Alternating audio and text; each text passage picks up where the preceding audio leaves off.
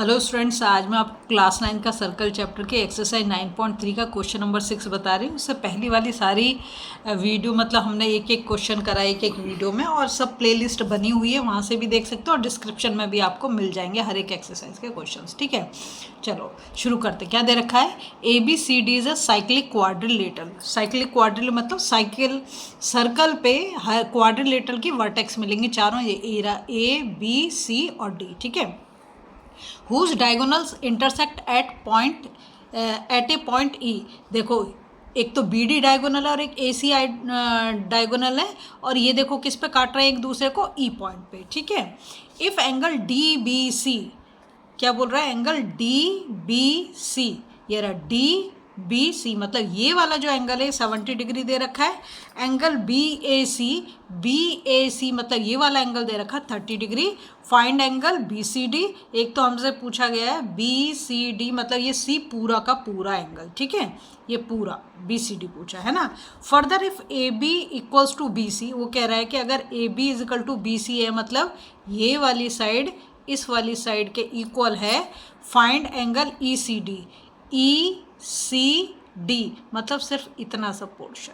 ठीक है, पहले हमें पूरा वाला, पहले फर्दर पे नहीं जाते, पहले हम करते हैं शुरू में। हमें दे क्या रखा है? हमें दे रखा है angle DBC equals to 70 degree और angle BAC equals to 30 degree, और दे रखा है AB इक्वल्स टू, इसकी अभी हमें ज़रूरत नहीं है पर लिख देती हूँ, AB इक्वल्स टू BC, ये हमें दे रखा है। ठीक है, फाइंड क्या करना है? दो एंगल इसने हमें फाइंड करने को बोले हैं, तो फाइंड में हमारा एंगल BCD और एक हमें फाइंड करना है एंगल ECD। इसके लिए कंडीशन क्या दे रखी है? AB equals to BC। ठीक है, चलो शुरू करते हैं अब हम क्वेश्चन को। हम कैसे करेंगे इसको? देखो, सबसे पहले देखो, ये एक सेगमेंट है, BC को मान लो, तो BC एक कॉर्ड है ना, ये BC एक कॉर्ड है। ठीक है, तो एक सेगमेंट तो इसका ऊपर वाला हो गया पूरा का पूरा, और एक सेगमेंट BC के नीचे वाला हो गया, तो दो सेगमेंट में इसको मैंने डिवाइड कर दिया।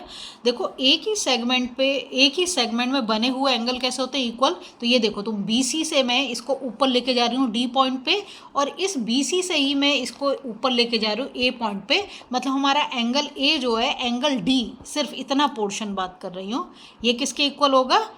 एंगल A के, क्योंकि एक ही सेगमेंट में बने हुए एंगल कैसे होते हैं? इक्वल होते हैं। तो सबसे पहले मैं यही चीज़ लिखूंगी, एंगल BDC, देखो BDC ये वाला एंगल की बात कर रही हूँ, इक्वल्स टू एंगल BAC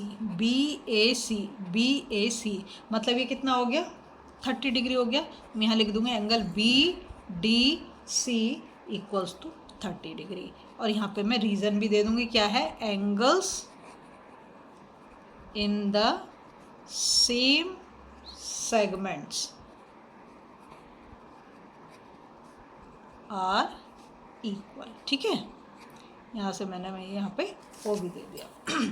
अब हम आ जाते हैं ट्राइंगल पे, तो इन ट्राइंगल BDC, किसको ले रही हूँ मैं? BDC मतलब ये वाला जो ट्राइंगल है BDC। ठीक है, D तो हम ऑलरेडी अभी फाइंड आउट कर लिया, हमने कितना निकाल दिया इसको? 30 डिग्री निकाल दिया।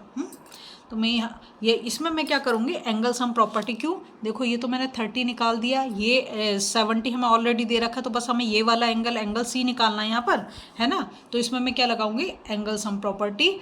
तो अब मैं इन तीनों एंगल को कर देती हूँ, angle BCD plus angle BDC, देखो यहाँ पे C आ गया, यहाँ पर D आ गया, प्लस एंगल DBC, यहाँ पर हमारा B आ गया, है ना, इक्वल्स टू 180 डिग्री। कैसे? यहाँ पे लिख दो रीज़न में, by angle sum property of triangle. ठीक है, यहाँ रीज़न भी मैंने आपको दे दिया।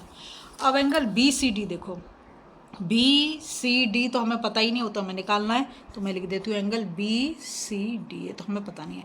एंगल BDC अभी फाइंड आउट करा है, कितना है? 30 डिग्री, इसकी वैल्यू लगा देते हैं। एंगल DBC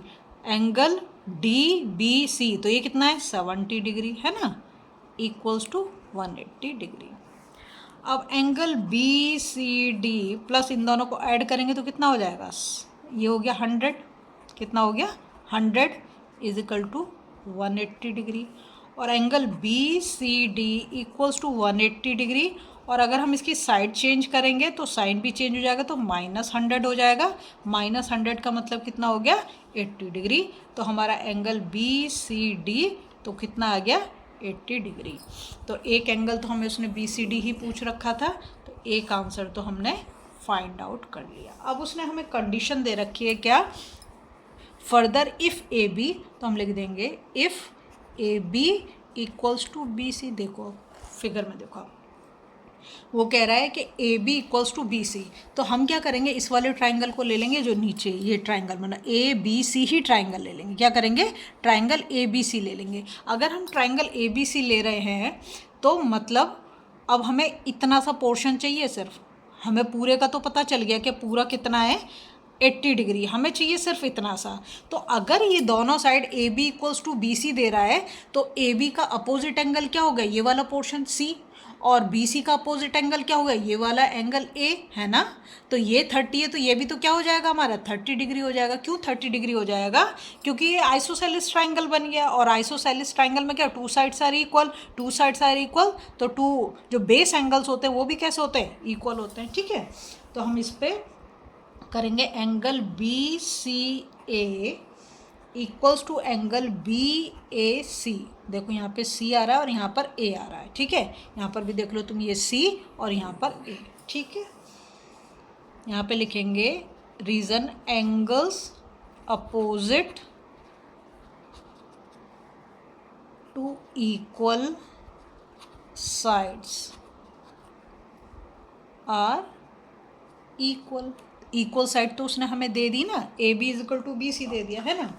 तो हम लिखेंगे angle B C A equals to 30 degree, और angle E C D plus angle B C ई।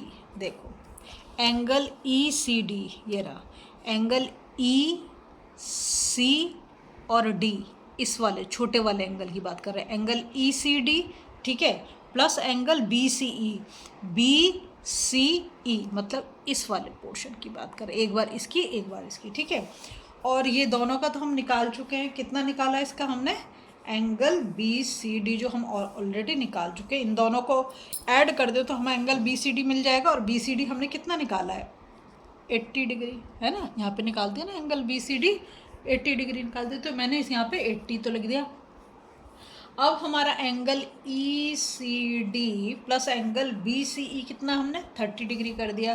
तो angle E C D equals to 80, और इसकी साइड चेंज तो साइन चेंज ये हो जाएगा माइनस का, तो angle E C D equals to 50 degree. और यही तो उसने हमसे पूछा है, तो हमारे दोनों एंगल निकल गए। अगर आपको वीडियो पसंद आ रही है ना, प्लीज़ लाइक शेयर सब्सक्राइब करें, फॉलो ज़रूर करें, डिस्क्रिप्शन में सारे मिल जाएंगे।